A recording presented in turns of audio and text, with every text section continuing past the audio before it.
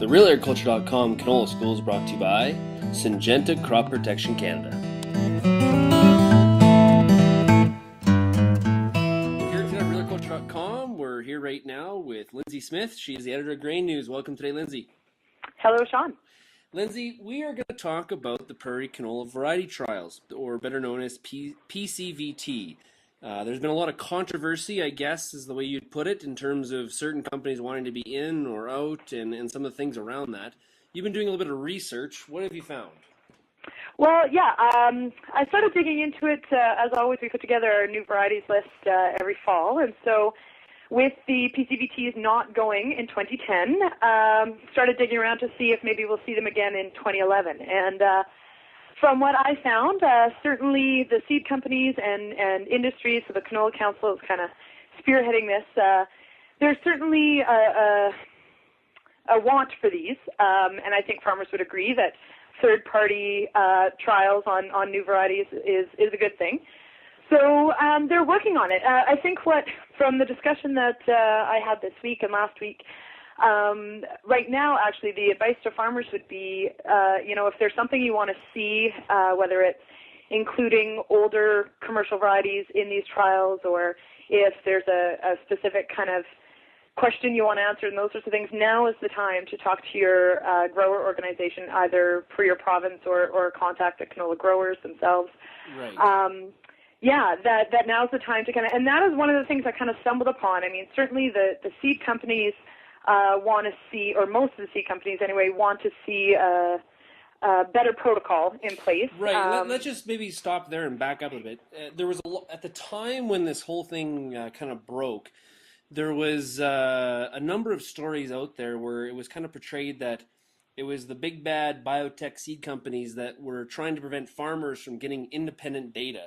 And right. From the research that I've done as well, that could not be further from the truth. It was really about the independent data we were getting was really not valuable whatsoever because the protocol sucked. Right. Yeah. I mean, the issue, and I don't know if it was general knowledge or you had to do some digging, but the issue is that the canola trials, being voluntary, fine, that's okay. Seed companies had to volunteer the varieties, but the issue is that we've got several different herbicide-tolerant traits that are, the bulk of the varieties out there that are planted every year. And in these trials, they wouldn't necessarily be sprayed with their specific chemistry. So it's not really a fair representation of what happens in the field. So the varieties, while they may have been third party, they weren't necessarily, the protocol wasn't, I don't think, really all that effective at comparing two different lines, because realistically, once you got them out into the field, you'd be treating them very differently than how they were compared in the trials. Right. So, one of the other things that maybe farmers don't realize is that also there was no consideration for days to maturity.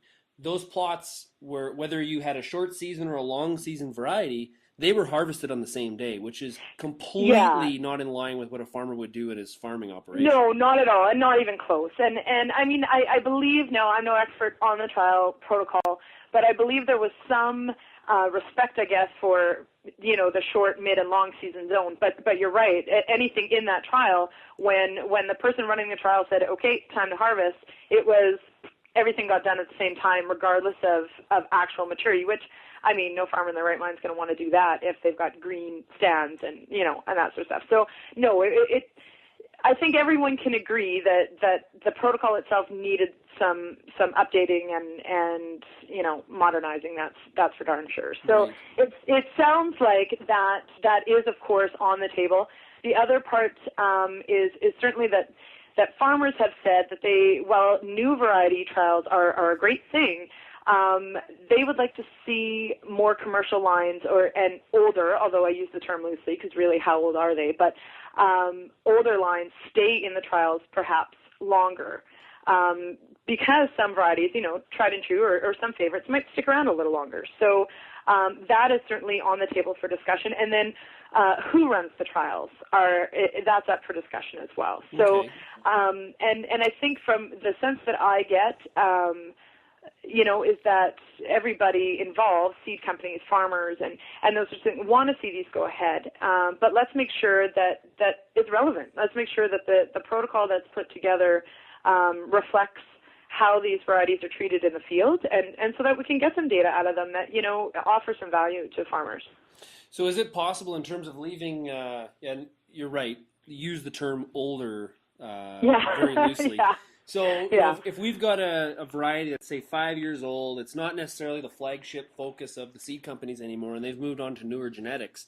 Is making sure, is there a threshold level there where this variety has to be on this many acres in order to qualify to be in these trials? Like, because I know I don't know, and I think that's where farmers themselves need to contact their grower organizations or whatever, and let it be known that, because I'm not exactly sure, and I'm not part of the consultation process to decide what goes in or what doesn't, but I think that I don't know if there would be a kind of a year limit or an acreage base or whatever, but I think it's something that farmers really need to speak up on. If they know that in general they keep a variety around 4 or 5 years, that might be something that they want to put out there and say, look, we need to be comparing this variety year over year, and kind of put it out there. And that's one of those points where I guess we'll see what comes out of it, but it is one of those things that where do you draw the line, and you can't make everybody happy. So,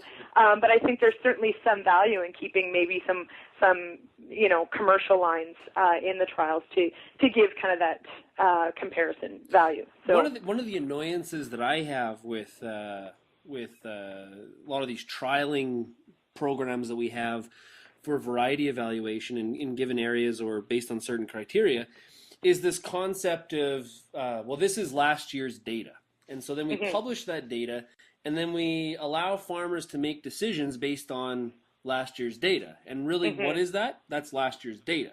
It doesn't tell you what is potentially going to happen in the year that's in front of us. And so have you heard anything about farmers pushing more or seed companies pushing more for, it's fine to publish 1 year's data, but let's also publish maybe a 3-year average of the data as well? Yeah. I don't know. And I suppose, the Canola Council has put together a decent list of some other sources of data that goes back a ways. The co-op trials are one of those. The caution there, and so this is of course one of those other things that maybe we should be asking for, but the caution there is that even the co-op trials, it's not it's a unique protocol for whichever place that they're done. So it's not the same trial everywhere. So there is of course some background and longer term data out there, but it's not necessarily all done under the same protocol. So then again, it's not necessarily apples to apples. So I don't know, it's maybe something that should maybe be pushed for, because, and canola is one of those things that, I don't know, I think it can be so region specific as to how these things do. And anytime we've got trials out there, and the PCVTs, it's done over something like, I can't even remember how many locations, but they do try and get regional representation in there and those sorts of things. But and this is, I guess, where the older varieties also come in, that how many years can we put these things through the PCVTs so that we've got an accumulation of years of data. So I don't know, it's something that I guess should certainly be asked for and demanded, and see how we can work that in there so that we've got an accumulation of years to look at. And I think one of the things that's changed over time here is breeding programs have become more focused, or we've moved away, not just in canola but in wheat as well. We've moved away from looking for that one variety that's great across the prairies. Right? So we had berry wheat, we had Hyola 401. Those they were awesome, right? Yeah. Now we've moved from one end to the other. Yeah. We've moved to a system now where, okay, this hybrid or this variety fits very well within southern Manitoba or northern Saskatchewan. You know what I mean? It's more region focus specific. And that's one of the issues I think that we've got, and we're going to continue to have so many more varieties coming to the market, that having a very fair, independent way to evaluate them is key. Yeah, it is. And to put it in perspective, this year in compiling these lists, I've got 23 new canola varieties that will be published, and there are, I will say, a couple more out there that may yet be available for 2011. They're just waiting for the January meetings. In comparison, we just put together the list of wheat, barley, oats, and triticale, and for the 4 crop types, there were 13. So for one crop type, we have 23, and at a minimum 23. So there's just this huge amount, comparatively speaking, of new varieties every year. And I don't know, and this is where you kind of have to take either the seed company in your area or the retailer in your area and that sort of stuff, and talk to them and try and get a sense of how these things do in your area. But this is where, with just so many varieties out there, there are going to be those that really thrive in certain areas. And unfortunately, as it stands, you have to there is no third party to say which one does best in which area. You kind of have to trust the seed company or retailer in your area, which I'm not saying is misplaced. I mean, they want to, everybody is this, and this is something that the Canola Council had said, that we aren't at odds here, right? I mean, farmers want good data and they want to buy canola, and seed companies want to sell canola. So we're not at odds here over what the goal is. It's just, let's make sure that, farmers by region can choose for themselves what's going to work best on their farm. Yeah, farmers want to know what is the best variety for their farm, and seed companies want to make sure that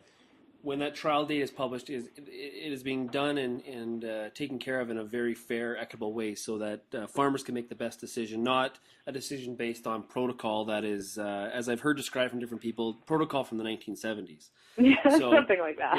Yeah. So, Lyndsey, thanks a lot for joining us today, and we'll talk to you again very shortly, and thanks a lot. Yeah, thanks, Sean.